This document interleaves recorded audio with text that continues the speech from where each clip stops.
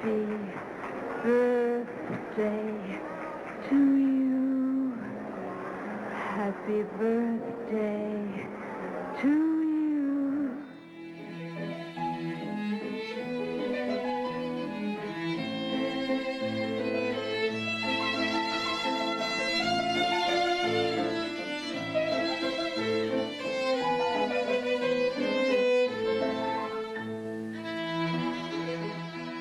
Welcome to Cineversary, a podcast that celebrates a milestone anniversary of a masterful work of cinema. Each month we send happy birthday wishes to a different film currently observing a joyous jubilee. That's everything from a 20th all the way to a 100th anniversary. I'm your host, Eric Martin, creator and moderator of the Cineverse Film Discussion Group that meets weekly in the Chicagoland area. We're thick in the heat of summertime, and that's an ideal time to travel up the steamy Jungle River in search of the Heart of Darkness and revisit Apocalypse Now, which celebrates a 40th anniversary this month. Like any good birthday party, Cineversary invites special guests to join in the celebration. So in this episode, I welcome Jason Henderson, co-host of the Castle of Horror podcast and author of several different adventure and horror books, including the Young Captain Nemo series and Alex Van Helsing series. Together, we'll explore why the film is worth celebrating all these years later, its cultural impact and legacy, what we can learn from Apocalypse Now today, how it has stood the test of time, and more. First things first, however, how about opening the not-so-confidential file on Apocalypse Now for some context, compliments of Wikipedia. Apocalypse Now is a 1979 American epic war film about the Vietnam War, directed, produced, and co-written by Francis Ford Coppola. It stars Marlon Brando, Robert Duvall, Martin Sheen, Frederick Forrest, Albert Hall, Sam Bottoms, Lawrence Fishburne, and Dennis Hopper. The screenplay, co-written by Coppola and John Milius, and narration written by Michael Herr, was loosely based on the 1899 novella Heart of Darkness by Joseph Conrad. The setting was changed from late 19th century Congo to the Vietnam War, spanning 1969 to 70 in this story, and the film follows a river journey from South Vietnam into Cambodia undertaken by Captain Benjamin L. Willard, a character based on Conrad's Marlowe and played by Martin Sheen, who is on a secret mission to assassinate Colonel Kurtz, played by Brando, with the character being based on Conrad's Mr. Kurtz, a renegade Army Special Forces officer accused of murder and who is presumed insane. Milius became interested in developing Heart of Darkness into a Vietnam War film. Coppola expressed interest and eventually decided to take on the project, with the filmmaker taking influence from Werner Herzog's Aguirre, The Wrath of God, released in 1972. Initially set to be a 5-month shoot, the film became noted for the problems encountered while making it for over a year, as chronicled in the documentary Hearts of Darkness, A Filmmaker's Apocalypse, released in 1991. These problems included Brando arriving on the set overweight and completely unprepared, expensive sets being destroyed by severe weather, and Sheen having a breakdown and suffering a near-fatal heart attack while on location. Problems continued after production as the release was postponed several times while Coppola edited over 1 million feet of film. Apocalypse Now was honored with the Palme d'Or at the Cannes Film Festival, where it premiered unfinished before it was finally released on August 15, 1979, by United Artists. The film performed well at the box office, grossing $78 million domestically and going on to gross over $150 million worldwide. Not bad for an original budget of $31 million. Initial reviews, however, were mixed. While Vittorio Storaro's cinematography was widely acclaimed, several critics found Coppola's handling of the story's major themes to be anticlimactic and intellectually disappointing. Apocalypse Now is today considered to be one of the greatest films ever made.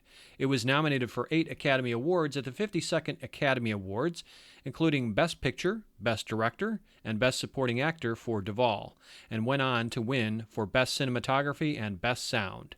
It ranked number 14 in Sight and Sound's Greatest Films poll in 2012, and ranked number 6 in the Directors' Poll of Greatest Films of All Time.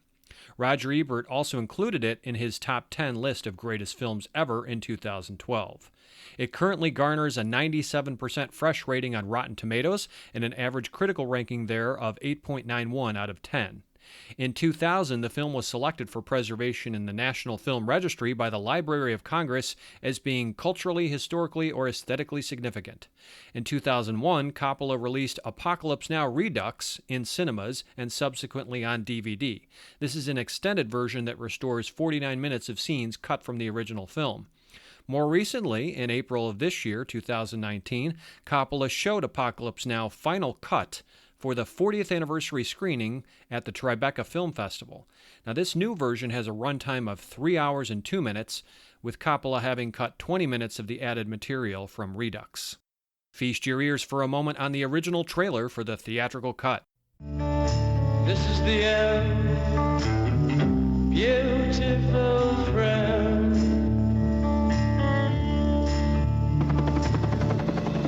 I'd been a soldier since I was 19, and I still haven't learned how to wait for it.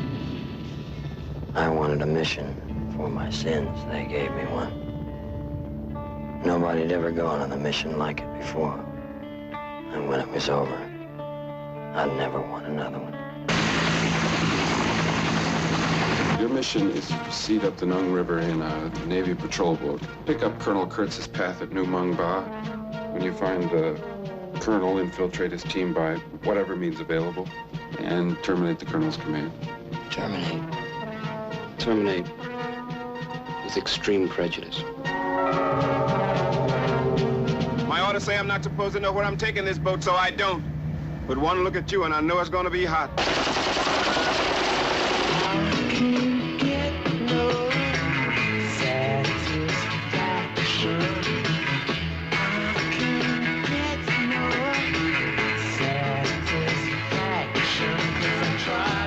We'll pick your boat up and put it down like a baby right where you want it. This is the first of the night.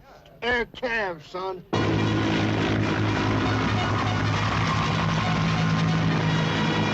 We'll come in low out of the rising sun, and about a mile out we'll put on the music. It scares the hell out of the slopes. My boys love it.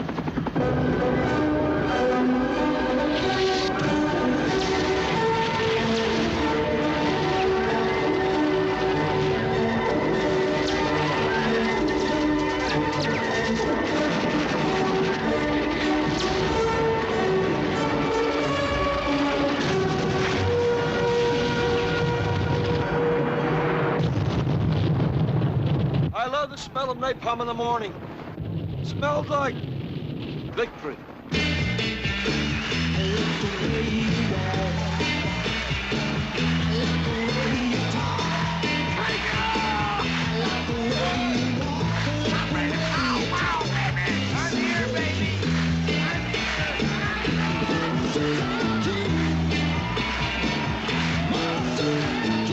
Man, this is better than Disneyland.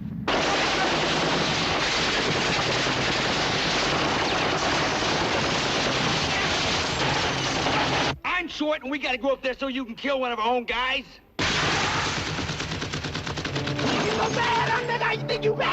They're all dead, stupid. Who's the commanding officer here?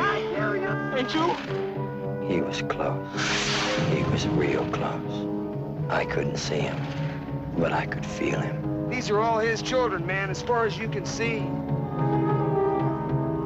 They think you've come to take him away, and I hope that isn't true. Could we, talk to Colonel Kurtz? You don't talk to the colonel, well, you listen to him. Are you an assassin? I'm a soldier. You're an errand boy. Sent by grocery clerks. To collect the bill.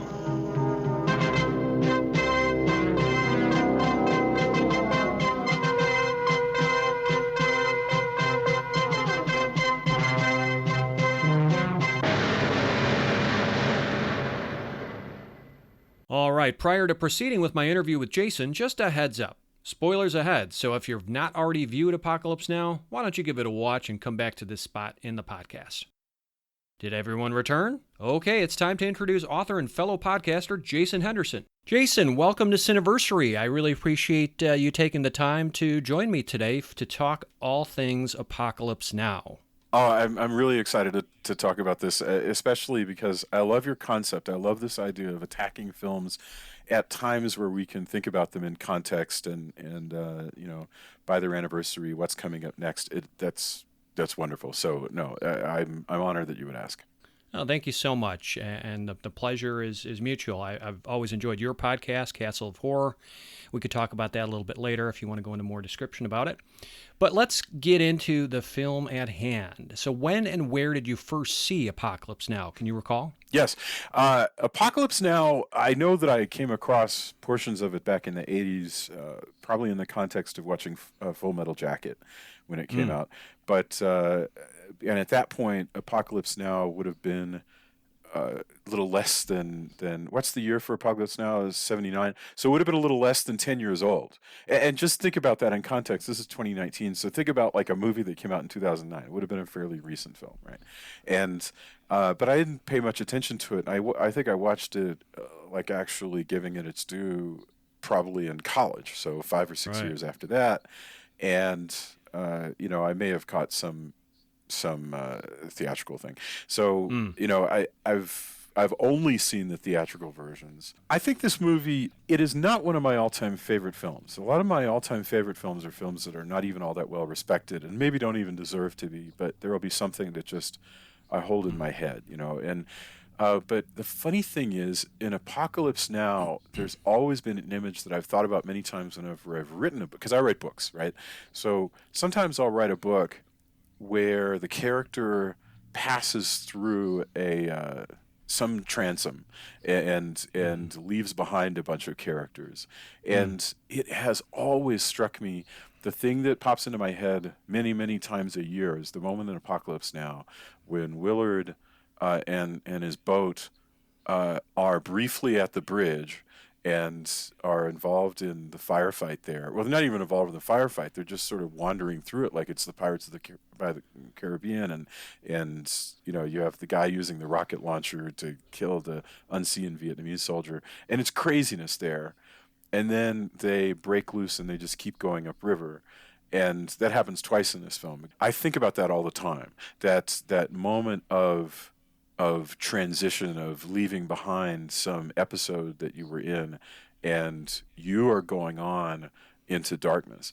This movie's really good at transitions, and it would need to be because it's ridiculously long. So, that's purely my opinion.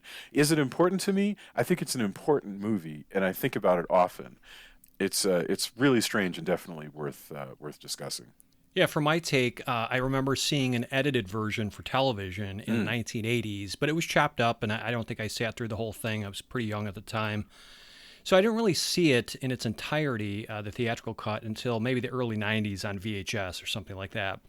And it didn't really register or resonate for me until probably the DVD age, like the early 2000s, when I think I bought my own copy for the first time and watched it a few times through. And boy, it really sank in. And in terms of it mattering to me, absolutely. It is, I think, in my opinion, the greatest war movie ever made. I mean, there's a lot of contenders to that really? Title. But it holds a special place for me. It's definitely my top 20 all-time films. And I even like the extended version. I'm curious to see the final cut, which is actually in theaters now and coming to home video and things like that. So this movie does hold a special place in my heart. We just recently discussed it at my weekly film discussion group called Cineverse. And the reaction was a little bit mixed, as I would have expected. It is a difficult film. It is long. It can be disturbing, etc. But it just continues to rank high in stature for me. So why is Apocalypse Now worth celebrating all these years later? Why does it still matter? And Jason, how has it stood the test of time? First of all, it definitely stands the test of time because it's an extraordinarily well-made movie. I don't know precisely what the film's message about war is, because I think it is there's a lot of conflicting messaging going on, and I think that's true in a lot of the best works. So there's a lot of opportunity for us to discuss, like, what the hell is this movie trying to say, other than that war is hell. So I don't know what the message of the film is, but it's very well made. I mean, the special effects are good, the tension is good in the firefights, the performances are all fantastic. There's nobody giving a bad performance. There's nobody phoning it in, and it has in Colonel Kurtz a just truly bonkers performance that is very well delivered. That it reminds you of why Marlon Brando was worth the money that he was worth. Yeah, $1 million a week, right? And well worth it. People spend a lot of time kind of kvetching about his weight, which is so funny because it's just not relevant with Marlon Brando. He is, or if it is relevant, it only makes him more just unusual and inhuman. He's a big sumo wrestler of a guy, and he seems to be a different race than everybody around him. He's odd. It's wonderful. So great performances, looks great. It's lush. It's well filmed. There's just nothing technically wrong with it. Again, other than the fact that I feel like it should be about half as long. But I don't know what I would cut. Okay. Yeah, appreciate the honesty there and the perspective. So for me, Apocalypse Now matters because it's an uncompromisingly bleak vision by a master filmmaker, a guy who put out arguably 4 masterworks in the 1970s, and he wrote the screenplay to Patton, and he, I believe, produced American Graffiti. Think about his work in the 70s alone. He should be enshrined on the Mount Rushmore of film just for that decade. So it's a depiction of war, particularly the Vietnam War, that doesn't pull any punches. It can be visceral, gritty, disturbingly authentic, as well as poetic, artistic, wildly exaggerative, and over the top, and formalistic. So it could be kind of both of these things. I think it's also worth celebrating because this is bravura filmmaking at its most daring and creative. There are no CGI pyrotechnics dazzling us here. Those are real helicopters. Those are real explosions. Yeah. That's a live animal that gets slaughtered. That's a real river they're filming on. Those actors truly are sweating and toiling and expressing fear and anguish. So the effort and struggle that went into this movie is right up there for everyone to see and to admire. And you may not like the story. You may think it's a bit long. You may not care for some of the characters or the dark tone, but you can't help but be absolutely awe-inspired by the incredible sets, the battle choreography, the spot-on editing, the jaw-dropping sound design by Walter Murch, one of the best in the business, and above all, to me, the breathtaking visuals achieved by one of the greatest cinematographers of all time, Vittorio Storaro. So Storaro and Murch each deservedly won Academy Awards for their work on this picture, and I think it really stands out there. I believe it's also stood the test of time because it remains arguably the greatest war film ever made. So the Vietnam War may be long gone, but it's still deeply burrowed in our sociocultural consciousness, in no small part due to the power of this movie. If you think about it, it created iconic and indelible images in our minds that we continue to associate with that war, right, Jason? Yes. So when people think of the American conflict in Vietnam, many conjure up, images from Apocalypse Now. Yeah. Yes, Platoon may be more authentic and true to, the grunts experiences. The Deer Hunter, Coming Home, which preceded this film by a year, they're more concerned with how everyday lives were affected before and after the war. And then you mentioned Full Metal Jacket, which of course has to be considered here. But it's a very stylized and bifurcated film that wasn't necessarily making a statement about the Vietnam War. Apocalypse Now serves as both a movie of its time, when the wounds were still fresh just a few years after America got out. Yes. That expresses how horrific that conflict was, as well as being a timeless movie about the insanity of war, any war. Vietnam haunts everything post-Saigon. So like this movie, but get this. This movie comes out just 4 years after we left Saigon. 4 years. That's mind-blowing. Jason, he was actually in the jungle in the Philippines making it in 1976. Wow. That blows my mind. That is just remarkable. By the way, the screenplay co-written by John Milius, that was drafted originally in 1969. So they were going to go in the field during the Vietnam War, not necessarily shooting in Vietnam. But George Lucas, part of their team of Zoetrope, was originally slated as the director. They were going to shoot it on 16 millimeter in the early 70s or mid 70s. So they actually had plans to be filming this while the war was still going on. When I say earlier that I feel like the movie's too long, but I don't know what I would cut, a lot of that has to do just with when you get down to it, this movie still basically has a very straightforward plot. It is extremely straightforward, more straightforward than a typical war film. You know, this isn't the Big Red One, right? Where you're just wandering around the war. I mean, the main character is not even, he's regular army, but not really. He's actually an assassin. You know, he's a straight up assassin. That's what we learn about him. He's a lone gunman who is employed by the United States government to kill people, and he's got an assignment to kill someone, and that's what the movie's about. I think it also matters because it's a film that probably could no longer be made today. It's a big budget, high stakes, guerrilla filmmaking adventure in which one man, Francis Ford Coppola, had to literally risk everything, put up his house, his assets, and try to achieve his vision. It's doubtful that any major studio would greenlight a production like this in the present time, a movie that demands to be shot on location in dangerous conditions using practical effects and where too many uncertain variables could cause the whole thing to come crashing down. And I don't know if you got a chance to see the absolutely riveting documentary made by his wife and some filmmakers called Hearts of Darkness. Of course, it's one of the greatest. It's just, we watched it again in our film group just post the theatrical version, and it's just amazing. It really puts it into context, everything that was at stake. I mean, he has to deal with a typhoon. Martin Sheen gets a heart attack. Brando comes in overweight and doesn't know his lines and is being difficult, and $1 million a week, and all these different things go wrong, and yet this is what came out of it, and it's just amazing. So, interestingly, you know, you were asking about, like, what comment is this making on the Vietnam War and so forth, and we'll probably get into that a bit more in just a bit, but I think that Apocalypse Now can be seen as both an anti-war film and one that can serve to glorify and possibly romanticize combat. It straddles that line, and it doesn't seem to take a stand either way, and it kind of lets the viewer come to their own conclusions. So, Jason, in what ways do you think Apocalypse Now was influential on cinema and popular culture or set trends? This could be kind of fun here to dig into. Yeah. This movie, I think this movie has affected pop culture more than people. It's one of those wonderful films where it's affected movie makers a great deal. So it's had an effect on culture that goes far beyond how many people actually watched the movie. Remember, The End by The Doors was not a hit song. That was an album track that was on their eponymous first album. It was not released as a single, but Coppola makes The Doors this indelible piece of madness filmmaking.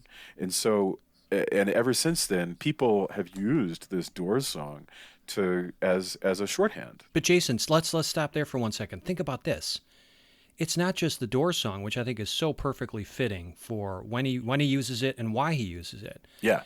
But this is also the movie that gave war movies a rock and roll soundtrack. Yeah. So think about this. Yeah. Today, when the Vietnam War is depicted in a film, one or more scenes almost always feature what? Classic rock songs. Creedence Clearwater Revival. Yeah, songs that were endemic to that period. So I can't think of a combat film before Apocalypse Now that features rock and roll. Yes, you're absolutely right. Well, the two movies that really kind of break that barrier for introducing rock and pop music are, of course, The Graduate and Easy Rider. But those aren't necessarily Vietnam movies. Not at all, They're talking about the counterculture. But this is as a war movie. I don't think this had been done before, and this is no small point because it's really the vernacular. It's really the musical vernacular of the time. Yes. So this isn't some John Wayne combat film from the 50s or something like that where you have these stirring strings and bombastic orchestra. This is an important point of underscoring the conflict. Yeah, it's diegetic music that the people in the film are actually likely to listen to. And since the people in the film tend to be teenagers and 20-somethings, except for Willard, who's an old man at 36, everybody's listening to the music they would be listening to at home. Totally. That's right. Larry Fishburne is this strapping green bean of a 14-year-old, who is masquerading as a 17-year-old here. He's a kid. He would be listening to whatever. And, so be listening to what kids would be listening to in the late 60s. And God bless, The Ride of the Valkyries. How many times are people going to rip that off? So think about this. I was reading this, and I can't quote it from memory, but the U.S. military uses that song, or did. I believe it was in the 2000s. It might have been some Iraqi operation or something, where they use that song to inspire their troops before taking off in flight or something like that. So the point is, it's become so co-opted, and even in a kind of if Coppola meant it to make a statement anti-war. I don't know if that's true. It's even kind of a pro-war statement if you want to look at it that way. There's tremendous irony in that scene. Yeah. Supposedly, hey, let's blast Wagner so it'll frighten the people that we're going up against. I find it unlikely that you'd be able to hear them over the rotors of like 7 or 8 helicopters, but whatever, it doesn't even matter. In the magic of the movie, we're blasting Wagner, and we're blowing up a bunch of women and children. But let's take that further, though. Let's take it even further than the song. Consider how iconic and memorable that whole helicopter sequence is, as well as Robert Duvall's "I love the smell of napalm in the morning" quote has become. I mean, we've seen this spoofed and recreated in countless movies and TV shows. Small Soldiers, The Simpsons, Family Guy, Rango. Yeah, no, good job. I watched a YouTube video that goes on for several minutes, just giving little tiny clips of the homage, the spoof. It's so tiresome, isn't it? I mean, isn't it just tiresome when you see somebody grab for the obvious joke? I agree that it becomes overdone, but it says a lot about the impact of this movie, right? True. I mean, just that helicopter sequence and the music and that quote alone has carried this movie on to infinity. So what else stands out as influential on pop culture or cinema? It introduced, I think, to the pop culture a lot of this sort of Army CIA doublespeak that people were certainly familiar with from watching the news and the Johnson administration, where delightful uses of the language, and I'm not being sarcastic, it's sort of remarkable, uses of the language like, oh, that explanation I gave you yesterday is no longer operative, which is a hilarious way of saying, yesterday I lied. That kind of doublespeak hadn't quite made it into movies yet, so here you hear it. Mm-hmm. The characters are even hilarious, but with one another. When they go, well, did you do this assassination? He's like, nope, absolutely not. Did you do this assassination? Nope. Everybody knows that he's lying. Even he's not any good at saying it's because it's so absurd. I think that's stuck around. The doublespeak, yeah. Yeah. How about the fact that this is probably the most graphically violent and distressing war movie made up to that time? So again, we mentioned The Deer Hunter, 78. Yeah. It has the Russian roulette sequence, which of course is still disturbing. Harrowing, to this day. yeah. Yep. That technically isn't a combat scene. Apocalypse Now paved the way for more realism, more intense brutality, and more morally disturbing scenes and situations in war pictures to follow. So think also that the high production values, the massive set pieces, the epic scope of the film, they all raised the bar. Yes. They inspired many subsequent war movies to also amp up their visuals and effects. You think of like Saving Private Ryan. I don't personally know if Spielberg was inspired by Apocalypse Now, but he had to have been thinking, for example, of the helicopter sequence, and God, I've got to at least outdo that. I'm sure that this movie inspired other filmmakers to kind of raise the bar when they're delivering combat. It's graphic, but we've all seen more graphic. Well, the other thing that I wanted to bring up is I think if you don't have Martin Sheen emerging from the mud in this movie like a salamander, I don't think that you would have had Rambo doing it in First Blood and Rambo. Good point. Part 2. Right.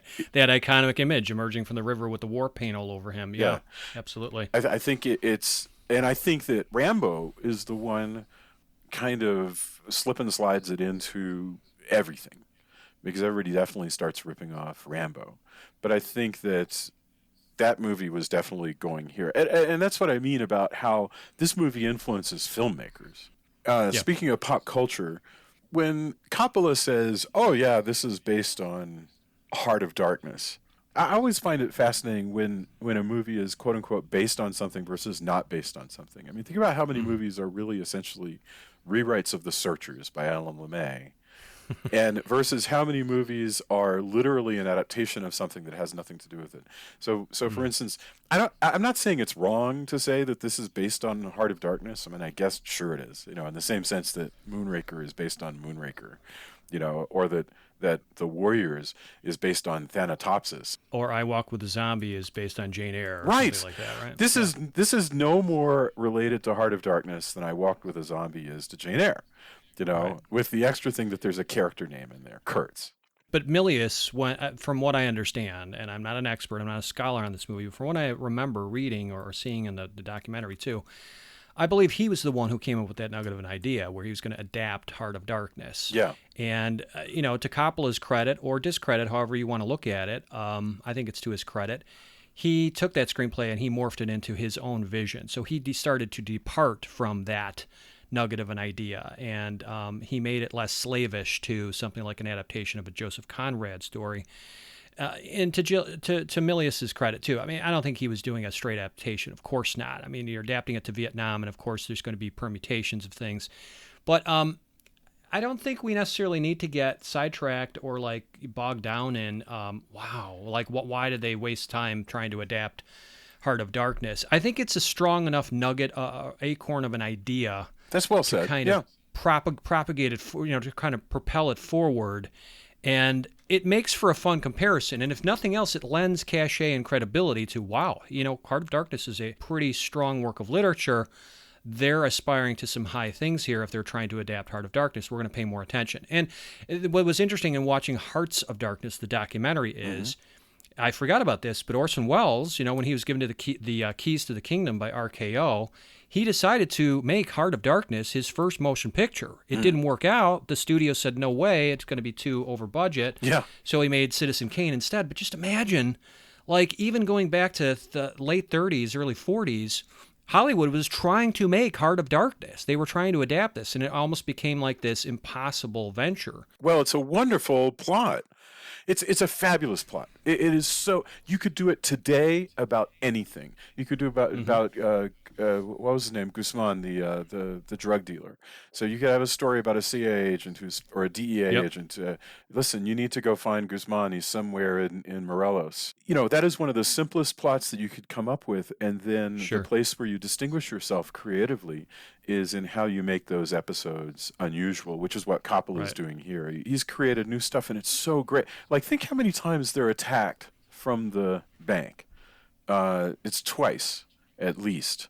Where, and I'm not even counting the one where they have their own version of the My Lai massacre, but they get attacked from the bank twice.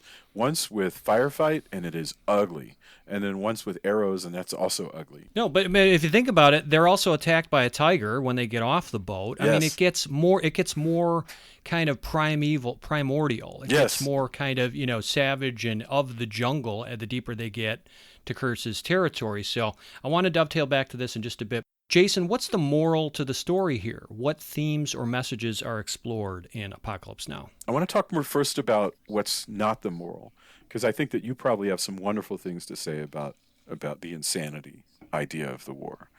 But what is not the message of this movie is that war is bad. I was thinking about this a lot last night, that one thing that if Willard has any morality, the only morality we ever see from Willard is that he is a man who is going to perform his mission to the best of his ability until the end. Because if Willard, for instance, were a traditional anti-hero, Willard sounds like Raymond Chandler. He sounds like a typical hard-boiled detective. That's what's so beautiful about his first-person narration, and it was why Ridley Scott decided to do it in Blade Runner. Deckard. Yeah, but here it sounds great and it's wonderful, but there's a big difference. Sam Spade would get an assignment like this and might not even do it if he figured it didn't suit his own personal morality. That's not the case with Willard. Willard is going to get this mission. He might think that it's not a good mission. He might think that Kurtz is insane and everybody else is insane, but he's going to do it. He's going to shoot a woman to put her out of her misery rather than have her go to the hospital because he thinks that's a colossal waste of time because he has a mission. He is a blunt instrument who kills for the United States government, and he has absolutely zero problem with any of that.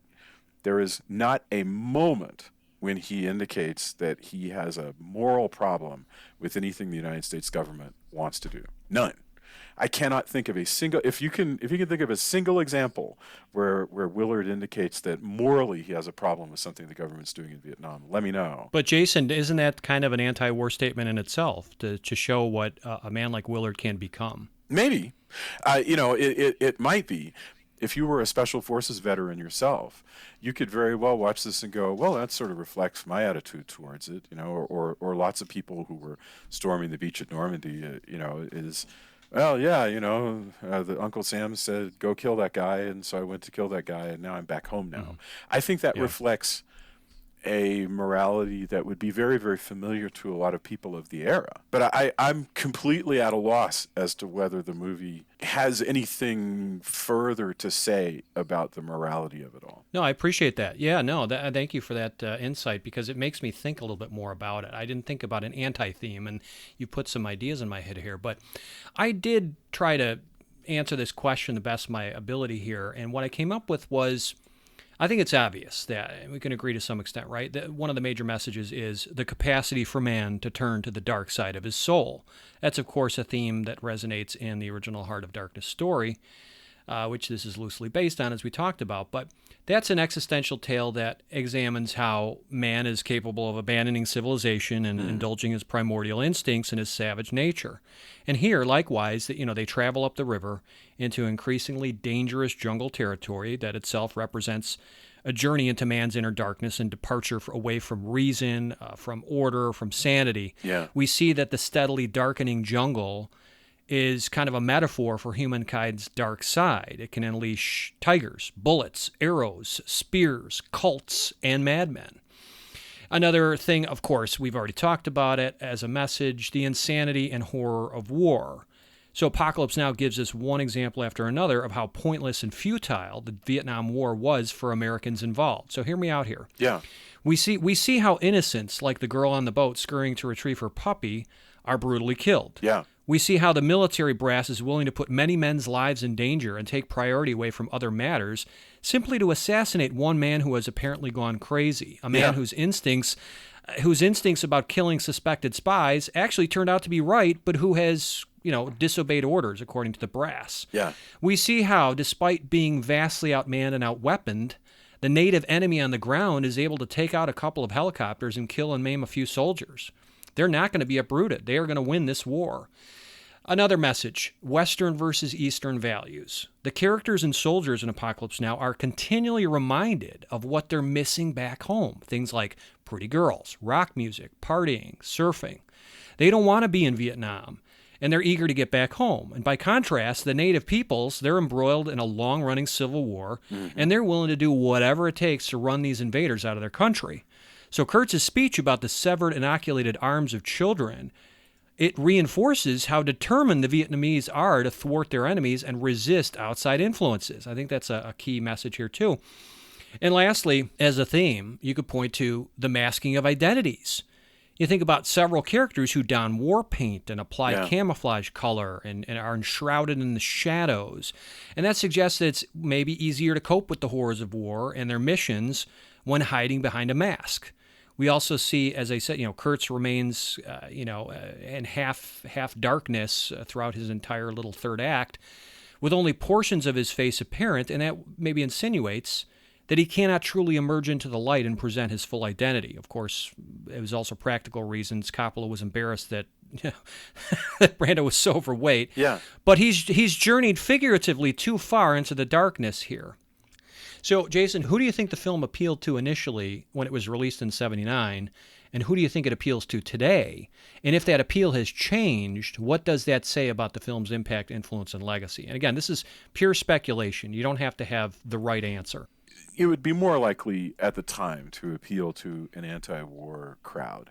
So, and so the traumatized folks in the post-Vietnam era, they might be very interested in it. I remember a lot of guys in 1979, when you talk to somebody about Vietnam, that was not something that they were interested in spending 2.5 hours watching the madness of which recreated. Right. So I think it's an intelligentsia movie. For my take on this, the answer to this question, I think that due to its graphic content, the adult themes, the reputation as an unsettling war film, it's possible that Apocalypse Now had a more limited appeal to mature adults and military veterans during its debut back in the late 70s. Yeah. I don't know this for a fact. This is, again, just pure, speculation, but it did garner mixed reviews from critics at the time, which may have hurt its reputation initially. But today, it's regarded by those who've seen it and really kind of looked at it closer as a masterpiece by the vast majority of critics and fans alike. Yeah. And it's probably watched by a much wider swath of the population, for reasons we've already talked about. Yeah. Are there any elements from this movie that have aged well versus not aged well, showing some wrinkles? Anything stand out to you, Jason? No, not at all. This actually struck me as an extremely well-made film. And, I watch a lot of mid-century movies if this is a late mid-century movie, right? But, I mean, if you think of, adventure films like the Eiger Sanction, movies like that, their treatment of LGBT characters and so forth make it very difficult to watch in a classroom setting. That's not the case here. This is, you got people who will be squeamish about the objectification of women or squeamish about the slaughter of a buffalo. But there's nothing where I would go, God bless, you would never have that today. To me, as a period piece portraying the Vietnam War, I think it certainly does its job in staying true to its time and place, so it's hard to identify anything that feels outdated or aged. If you're going to pull the punches on the Vietnam War and kind of lighten up on the tone of brutality and violence and disturbing imagery, you're not really making a movie that is true to the Vietnam War, because everything we've heard and read about it, there's been so many atrocities, so many terrible injustices, all these things. So, and to your point earlier, I mean, there have been subsequent war movies, even about Vietnam, that are more brutal than Apocalypse Now. But I think it has aged wonderfully. You can make a case, perhaps, that it's too one-sided, that it doesn't show the suffering and sacrifices made by the Vietnamese people in this conflict. But this isn't Tora, Tora, Tora. It's not a back and forth trying to show the bad guys versus the good guys. That would be a very different story, of course. And I contend that it's not necessarily all about the Vietnam War. I think that these truths and themes can be applied to any war. I really firmly believe it is an evergreen picture that it doesn't show wrinkles to me. So, Jason, this is a birthday celebration, 40th anniversary of Apocalypse Now, and birthdays are all about presents, we can agree, right? But it's the fans who continue to get the gifts, I contend. So what is this movie's greatest gift to viewers, or to you, for that matter? Boy, that's a really good one. I would have to say you could strip everything else out, but I think that the performance of Marlon Brando as a sort of man who has adopted the place of a god is the piece of the culture that I think that will live more than anything else. There's an embarrassment of riches here, but I think that's the thing that is most riveting is Marlon Brando's performance. Yeah, I mean, I can't argue with you because for all the jeers and criticisms that the filmmakers received for casting him and him being a prima donna, not being prepared, asking all this money and everything, he's absolutely the spot-on right choice for Kurtz. He carries so much gravitas in that performance, and he's only on screen for maybe a collective 6 minutes or something ridiculous like that. But the fact that, kind of like in Jaws, they don't reveal the shark until at least halfway through the movie, or it's like you're building up to what's going to happen when Willard confronts Kurtz. This is all building to that, and you're waiting to see. You've seen snapshots of a younger Brando as Kurtz in a dossier file or something, and you just want to see him. You want to get there. What's going to happen? And the fact that they show you just enough.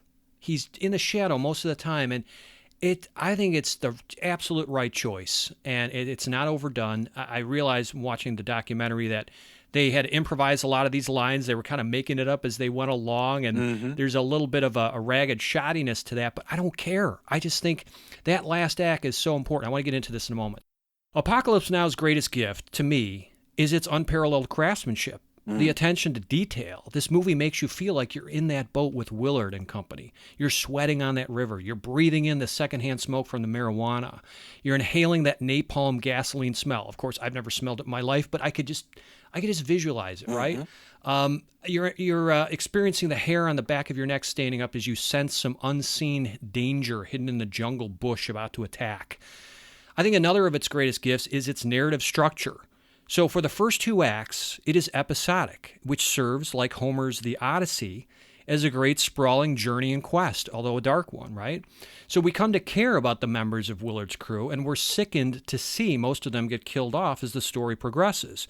And then, amazingly, once they reach Kurtz's compound, the narrative completely unravels. We're left in the dark as to how the story will conclude. And some would say that the way the movie departs that vignette formula and abandons our forward progress up the river, it forces us to sit in the dark to listen to Kurtz's not-so-insane-after-all philosophical musings and to wait patiently to learn what Willard is going to do. Some would argue that all that muddies up the last act. But without those final scenes, Jason, without the gravitas of an enshrouded Marlon Brando confronting his assassin, the quest and the inner conflict it generates, it doesn't mean much. The journey holds the story, but the destination, to me, is what truly matters. Lastly, even if you don't care for this film, it's hard to deny the majesty of its visuals. Personally, I will say without equivocation, it's the greatest cinematography I have ever seen in a motion picture. Images that are carved into my consciousness that I will never unsee, nor do I want to. The natural and chiaroscuro lighting, the depth of field, the aviation photography, the smoke and fog imagery, the overall look of this picture creates an unforgettable impression. I think that was wonderful. I think that was very, very well said.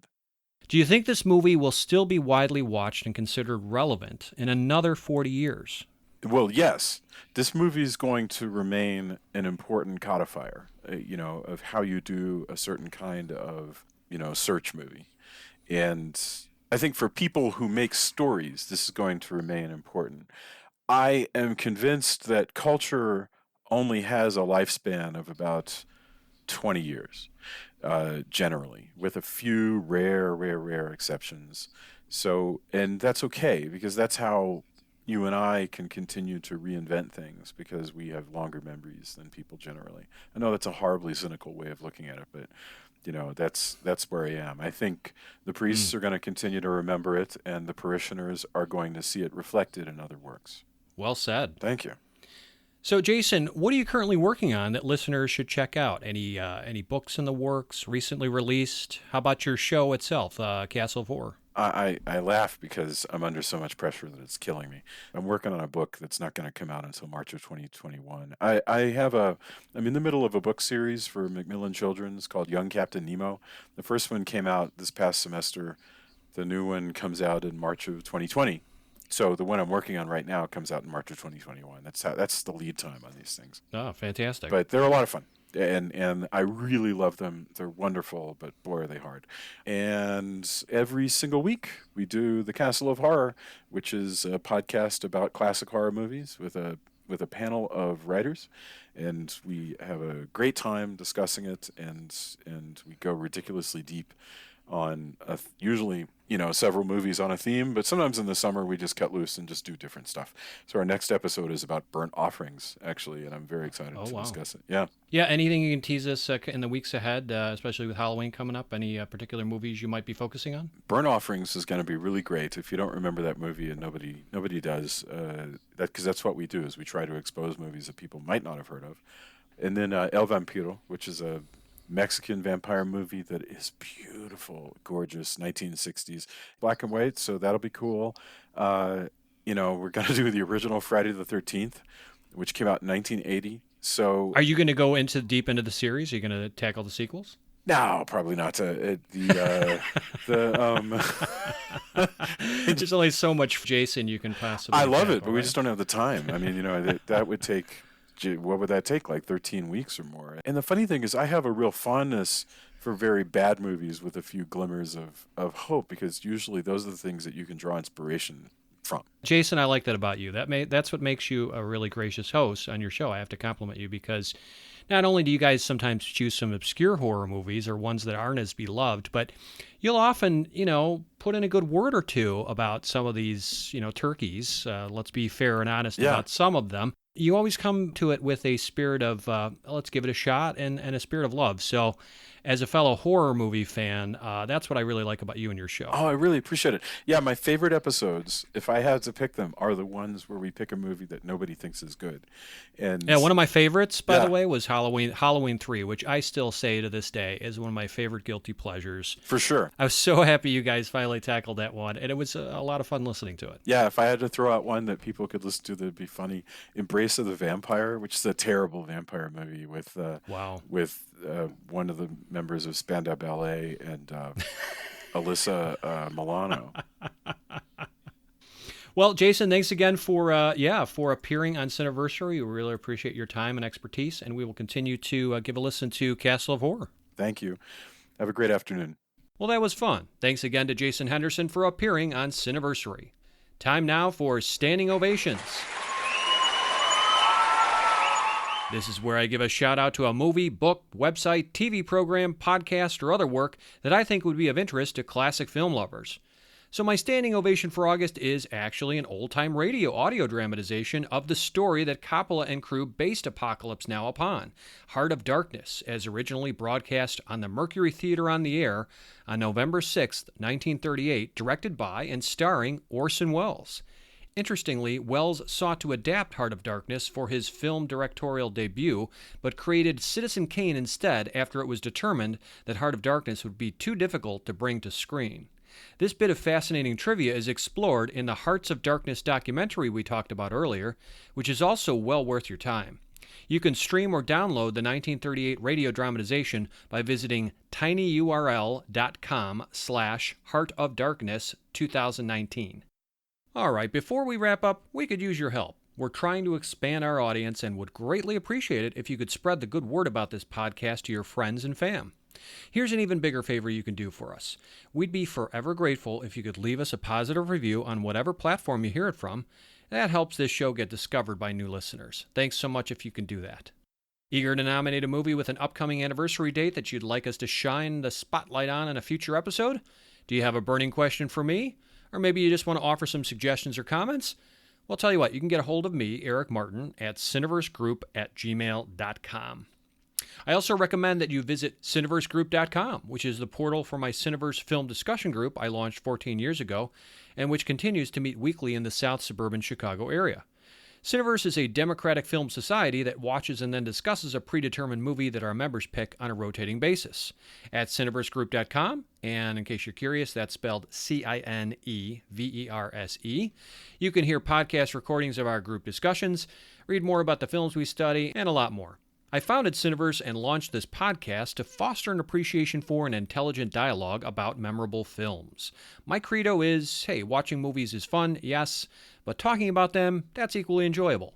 Few things in life to me are as satisfying as digging deeper to learn why and how a picture was made, the impact it's had on culture, society, and other movies, why that film has the power to evoke a strong emotional reaction in each of us, and what it can teach us today. All right, you've stuck with us this far, which tells me you're dying to know what's coming up next month. Well, here you go. In September, we'll get corny, Capricorny, by commemorating the 80th anniversary of Frank Capra's 1939 standout Mr. Smith Goes to Washington, starring James Stewart. I hope you can join us.